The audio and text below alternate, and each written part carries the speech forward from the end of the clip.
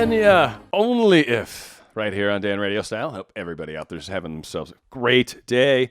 5 keys to manifesting a loving relationship. Even if you're not looking for your SP per se, even if you're in a relationship currently, these techniques work. Also, they can kind of help bring about the very thinking of what you'd like to experience has an amazing power to what happens in our lives. I dare you to prove me wrong. Just do it for a while. Just continue focusing on things that you'd like to experience rather than, I hate this, I hate that, this sucks, this sucks, this sucks. And I agree. Actually, all those things do suck. In fact, I usually think about the things I'm interested in like. And that actually makes a difference. I end up with these things that are way more interesting, way more fun. So give it a try. So ways to help in the loving relationship department. Know your worth.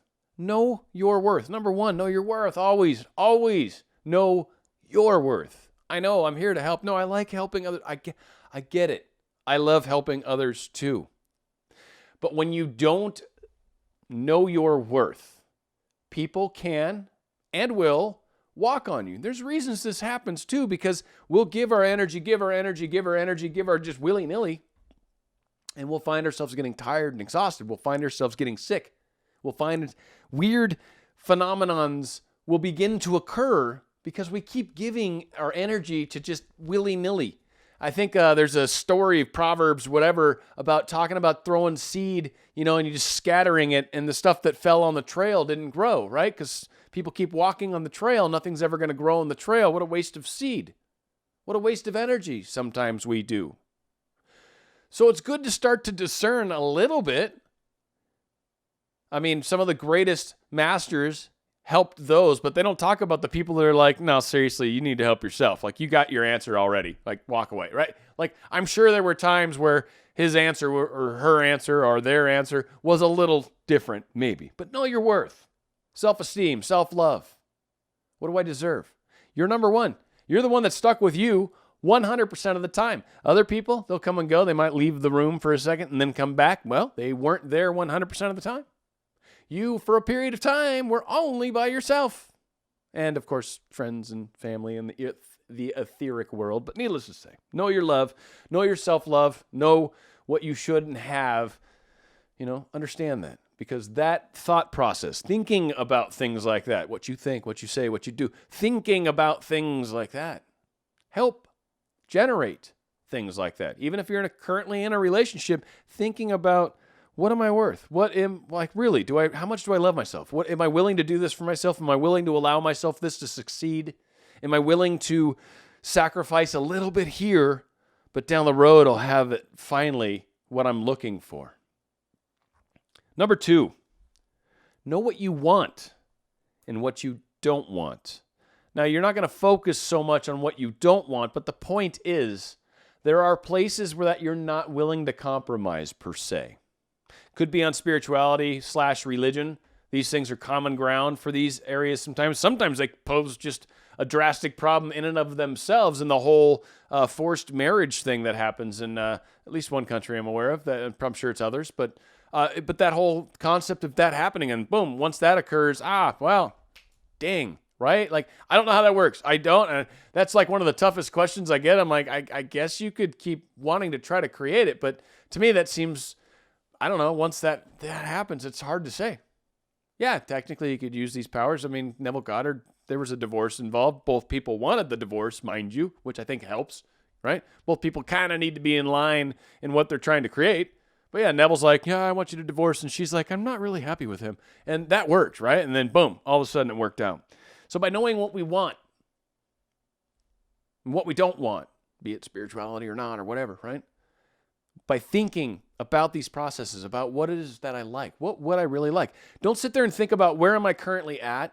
Don't think about Robert or Jane and how they are, and that's what I want. I want them. No. What do you want? You just went through the exercise of knowing what you're worth. All right, well, it's just hypothetically that you're the most important person in this whole thing, not them, not Jane, not Robert. You, actually, are the most important person. What do you want? Screw these people for a second. They can't hear you. Shh. We're just going to have a little chit-chat, you and I, right? What do you want? What do you want this person to be? What do you want them to exist as? What do you want? Like your ideal. Stop thinking, no, get Jane Robert out of there. What do you want? What is really what love is to you? What is your right number of communications a day? Them sending you poetry, flowers, like, is that needed all the time? Is it needed once in a while? Really barely needed? Does it actually bother you when people give you flowers? I've known people that get angry about it. Not angry in a bad way, but just kind of like, man, you killed something alive. Like, I'm like, well, that's true, actually. Like, you're right. Like, that's, I don't know. If you can't kill produce and eat that and can't kill animals and eat that, what can you eat, man? Again, it is a good point, though. It's a waste of money, too. But know what you want. Think about it. And again, there's certain things that are unacceptable.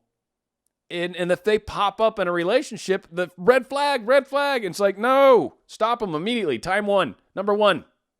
Go, hey, I just noticed you did this. What's up with that? Give them a chance. There's a chance. There's their one chance, right? Hey, you did this. Red flag went up. Not happy about that kind of behavior. Oh, no, sorry. That I didn't even realize I did it. Yeah, no, totally. Oops. Never happen again. All right. Hopefully it doesn't. Might not, right? Your boundaries. You're creating boundaries. Just because it happened once. Contrast. What are you willing to accept? How low will you go before, they finally, hey, you're stupid. You're like, hey, wait. I mean, like, I let you say a lot of things and you were making fun of my weight. And then you're saying I'm stupid. I'm brilliant. I'm like, I got the highest score in my something cat thing, right? MCATs. I don't know. We'll just make up one. Lawyers, LSAT. I don't know. Whatever other ones there are, right? I got the highest score in the whole wide world. Like, I am smart. So at what point do you finally say, no? And that some of us could be where we're at in a current relationship. And again, it's boundaries.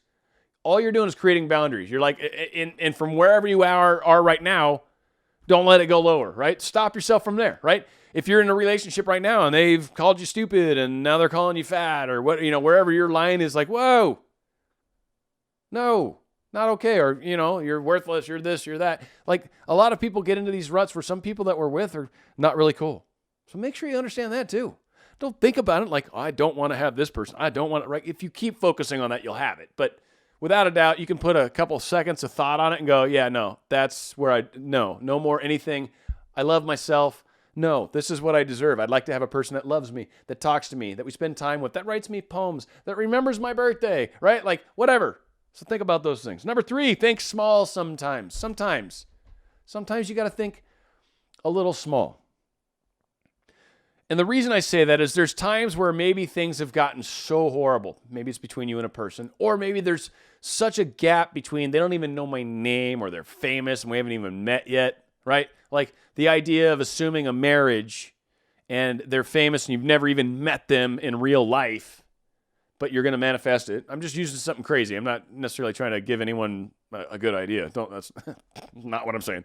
But again, to use a radical, crazy so I'm trying to do this, and I am thinking, I can see them walking down the aisle, and it's like, and then immediately after you're done doing the imaginal work where it feels wonderful, which it's a real thing that you're creating, but there's so many stepping stones to get to that your believability part kicks in and goes, yeah, no, you haven't even met the dude, right? Like when that voice instantly kicks in with a question, right? Like, well, have you met him? And you're like, damn.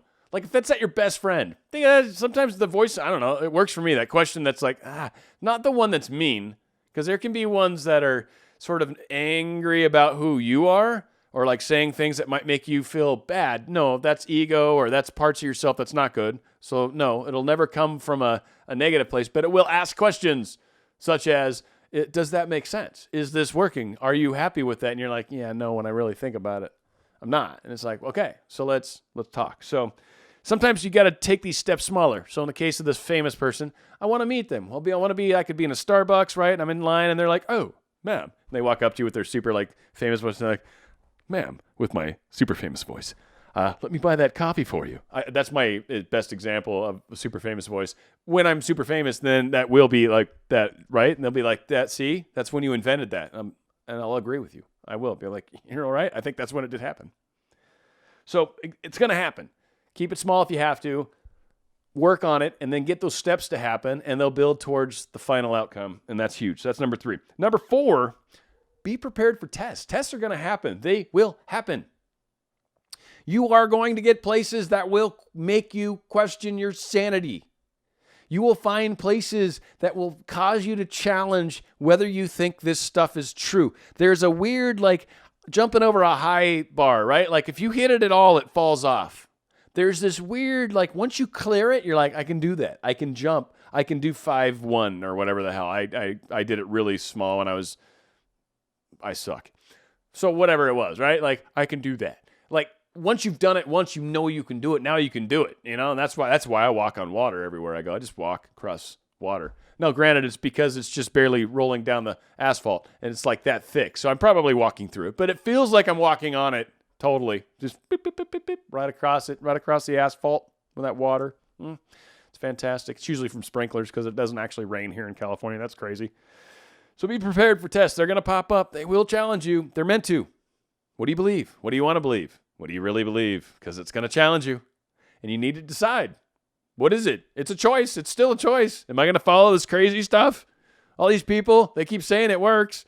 I don't know. It's not working for me. Should you keep trying or no? It's up to you. I'll tell you what, it works. That's all I can say, just like all the other people that have made things happen. And it's through getting through this barrier that you're done. You never do this barrier again. This doesn't keep happening over and over. I don't keep randomly questioning. No, that one time where you finally get through it and that crazy, amazing thing happens, done. You're sold. Hello. Where's the first book I need to buy, right? Like, exactly. Last thing, be open and ready to receive. This, seriously, we don't spend enough time thinking about this one. Be open and ready to receive. Ready. Like, hello. Think about it. Like, if my life were like that right now, oh, my goodness gracious. I don't have the right clothes for the interview. I don't have this for that. I don't have a place for them to put their clothes in the closet. Oh, my God, how am I going to cook for her? My place is a mess. My stove. Oh, my God, what if she sees this? Or whatever, right? All the crazy products that may be in your bathroom and stuff that, yeah, right? So are we ready for things to happen? Are we open to the randomness that we want this to happen immediately? Are you open to the fact that it might happen tomorrow? Are you ready for it? You got your stuff in order? Could they come into your house right now and be okay with that? Or does it have to be certain times because it's filthy here, or I might be doing something inappropriate after 5 or whatever? Who knows, right? What crazy we got going on? Be open and ready. Whatever can happen is going to happen. Something's going to happen. Be open and ready for the big picture. And you will go a long, long way in the big picture. Hopefully that makes a big difference. These 5 things, man, I kid you not, this whole concept, if you want to get more love in your relationship currently, if you want to get more into a loving relationship, if you want to manifest somebody, wherever you are in that whole scheme of love, baby, that whole thing, this will get you heading in that direction. Going out with a great song by Erasure. The song's called Chorus. It's right here on Dan.